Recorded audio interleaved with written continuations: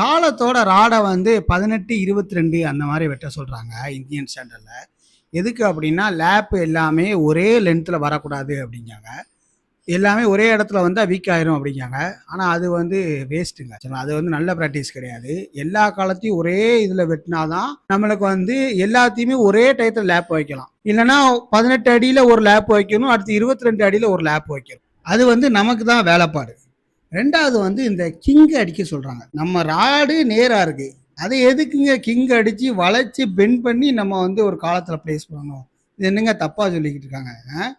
ஒரு ராடு நேராக இருக்க ராடை வளைச்சி யாராவது வைக்க சொல்லுவாங்களா? அந்த அளவுக்கு தான் நம்மளோட சிஸ்டம் இருக்குது. சரிங்களா, இந்த மாதிரி வளைச்சி வச்சுக்கிட்டு இருக்காங்க. அதுவுமே தவறான முறை. நம்ம ராடை வந்து நேராக வந்து சொருவி தான் வைக்கணும். எல்லாத்தையுமே ஒரே டயத்தில் தான் ஜாயின் பண்ணி வைக்கணும். சரிங்களா, அப்படி பண்ணோம் அப்படின்னா நம்மளுக்கு வளைக்கிறதுக்கான வேலை மிச்சம். ரெண்டாவது, நம்ம ஒரே டயத்தில் லேப் வைக்கிறதுனால வந்து பார்த்தீங்கன்னா நம்மளுக்கு கம்பியுமே நிறைய லேப் உழாது. சரிங்களா, கம்பியுமே நம்மளுக்கு வந்து மிச்சமாகும். ஆனால் ஒரே ஒரு பிரச்சனை என்ன அப்படின்னா, கொஞ்சம் வருஷத்தில் பில்லர் இந்த மாதிரி சாஞ்சிரும். நம்ம லேபருக்கும் ஸ்டீலுக்கும் அவ்வளோகாண்டு செலவு பண்ணுறதுக்கு ஒரு 10 ரூபா கயிறை வாங்கி இந்த பில்லரில் கெட்டி வச்சுருக்காங்க பார்த்தீங்களா? அந்த மாதிரி கெட்டி வச்சிட்டிங்க அப்படின்னா ஸ்ட்ராங்காக நின்றுக்கிடும்.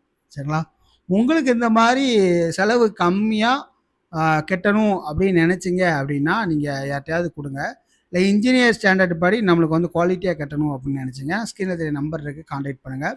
செக்சுரல் முறைப்படி பில்லரில் இருக்கட்டும், ரூப் பீமாக இருக்கட்டும், பிளிந்த் பீமாக இருக்கட்டும், எல்லாமே அதுக்கு தக்கன ராடு எல்லாமே போட்டு செக்சுரல் டிராயிங்கோட பண்ணி கொடுத்துக்கிட்டு இருக்கோம். ஸ்டார்டிங் ரேஞ்ச் 1800 கூட பண்ணிக்கிட்டு இருக்கோம். எப்படி நம்ம வந்து குறைஞ்ச பட்ஜெட்டில் பண்ணி கொடுக்கோம் அப்படின்னா வீண் செலவை தவிர்ப்போம். அடுத்து வந்து பார்த்தீங்கன்னா தேவை உள்ள இடத்துல செலவு பண்ண யோசிக்க மாட்டோம். சரிங்களா, இது ரெண்டுமே நம்ம வந்து பார்த்து பண்ணிக்கிட்டு இருக்கோம், பிளான் பண்ணி பண்ணிக்கிட்டு இருக்கோம்.